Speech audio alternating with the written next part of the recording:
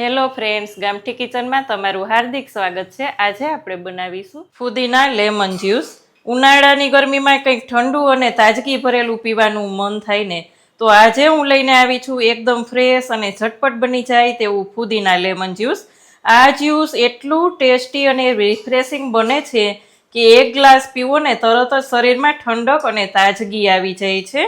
ઘરે સરળ અને સામગ્રીથી આ જ્યુસ તૈયાર થઈ જાય છે અને ખાસ કરીને ઉનાળામાં તો મહેમાન આવે એટલે ત્યારે તરત જ બનાવીને આપી શકાય.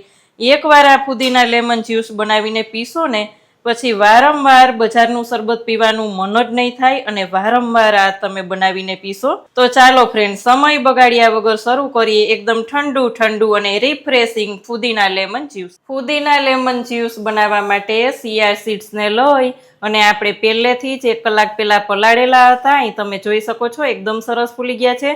સ્વાદ અનુસાર નમક લેશું, 2 ટેબલ સ્પૂન દળેલી ખાંડ, 1 લેમન જ્યુસ અને આપણે અહીંયા ફુદીનો લીધો છે, એકદમ ફ્રેશ અને ધોઈને લીધો છે.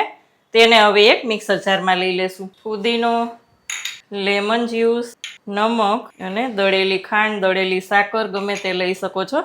તેમાં લેશું આપણે ઠંડુ પાણી ને બધું જ ક્રશ કરી લેશું. અહીંયા આપણે 1 ગ્લાસ લઈ તેમાં આઈસ ક્યુબ લઈ અને તેમાં લઈ લેવાનું છે આપણે ફુદીના લેમન જ્યુસ.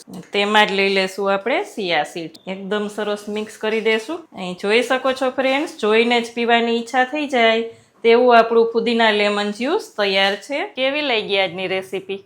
જો સારી લાગે તો વિડીયોને લાઇક કરજો, શેર કરજો. હજી સુધી ચેનલમાં નવા હોય તો સબસ્ક્રાઇબ કરીને બેલ આઇકોન પ્રેસ કરજો. આવજો ફ્રેન્ડ.